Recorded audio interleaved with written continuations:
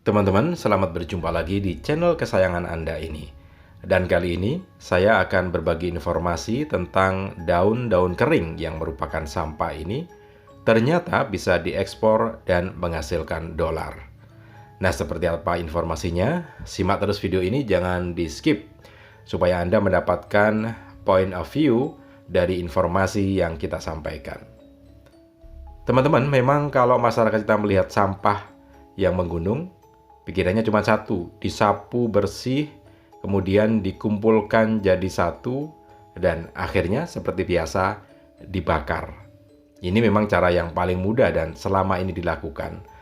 Tetapi sebenarnya ada cara lain yang bisa dilakukan dan lebih bernilai. Di antaranya, daun-daun kering ini diekspor ke luar negeri, termasuk di antaranya ke Jepang.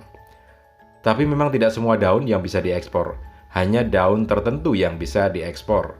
Di antaranya, daun kering pohon mahoni ternyata bisa diekspor dan bernilai cukup tinggi, teman-teman.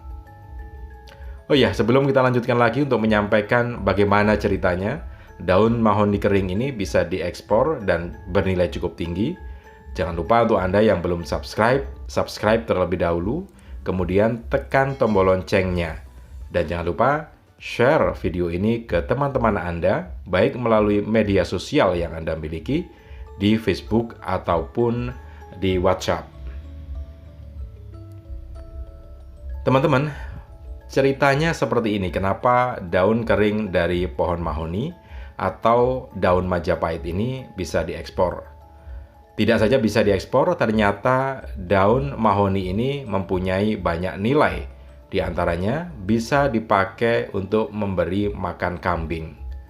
Apa keunggulannya daun mahoni yang masih basah, masih segar ini kalau diberikan sebagai makan ternak, khususnya kambing? Nah, di antaranya dengan memakan daun mahoni ini, meskipun tidak 100%, maka bakteri ataupun cacing yang ada di perut kambing ini bisa hilang atau bisa mati.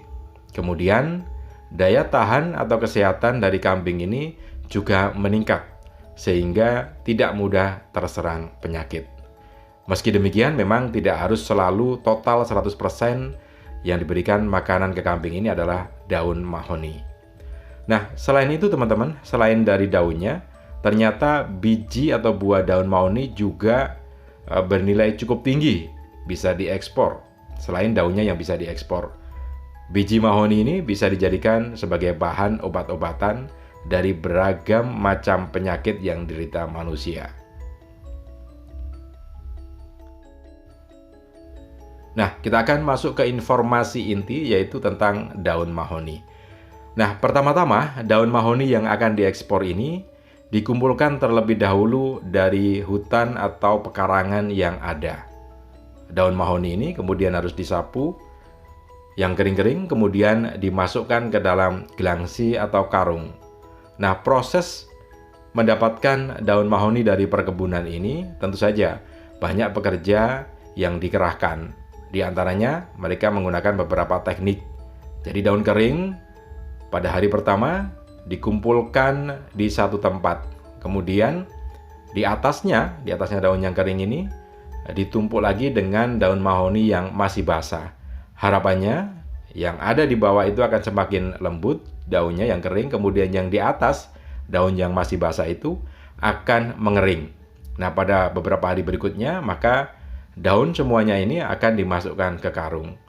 Nah, ini adalah para pekerja yang mengumpulkan daun mahoni kering di pekarangan atau di perkebunan pohon mahoni.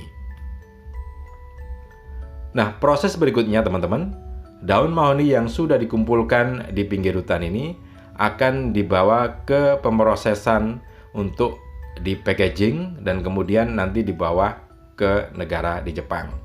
Nah, pertamanya dilakukan, ini ada 3 proses. Yang pertama adalah memberikan angin atau dikipas, memisahkan daun mahoni kering ini dengan ranting atau dahan yang tercampur, sehingga memang yang nanti akan diekspor ke Jepang ini adalah benar-benar real daun mahoni kering. Ini satu di antara cara memisahkannya. Dan Ini bisa dilakukan oleh siapapun ya, dengan mengerahkan pekerja begitu banyak. Ada beberapa tempat untuk memprosesnya. Ini yang tahapan yang pertama, memisahkan daun-daun kering dari dahan. Kemudian yang berikutnya adalah memisahkan daun mahoni yang serpian-serpian kecil, karena daun mahoni yang serpian-serpian kecil ini juga tetap bisa dipakai. Caranya dengan menggunakan sarangan semacam ini. Nah, daun mahoni yang masih lembut ini akan nanti dicampurkan dan tetap bisa dipakai. Kemudian yang proses terakhir adalah proses packaging. Seperti yang ada di dalam video ini teman-teman, ini menggunakan proses packaging manual tetapi dengan tekanan, sehingga akan terjadi bentuk packaging yang cukup bagus, yaitu balok-balok semacam ini dengan berat satu packagingnya ini sekitar 12 kg. Nah, packaging semacam ini packaging manual dan bisa digunakan untuk berbagai produk. Di antaranya selain untuk packaging daun mahoni kering, juga bisa dilakukan untuk packaging jungle jagung giling kering ya. Jadi bentuknya persis semacam ini. Ini bukan satu-satunya, tetapi ada bentuk model packaging yang lainnya yang hampir sama tetapi pemrosesannya lebih simpel dan lebih cepat gitu ya. Nah, teman-teman, dalam satu hari para pekerja ini bisa menghasilkan sekitar 100 packaging. Yang satu packagingnya ini berisi sekitar 12 kg. Nah, proses packaging ini memang diperlukan untuk membuat rapi, karena ini akan dimasukkan ke kontainer, kemudian dibawa kapal ke luar negeri, sehingga harus benar-benar rapi. Nah, ini yang sudah menjadi packaging bentuk rapi semacam ini siap-siap akan dikirim ke Jakarta, teman-teman, karena memang pengiriman untuk ekspor daun mahoni kering ini, meskipun yang dari Jawa Timur, ada yang dari Banyuwangi, dan juga ada dari Bojonegoro, semuanya akan terpusat di Jakarta, kemudian nanti akan dikirim dari pelabuhan di Jakarta, di Tanjung Priok, ke negara Jepang.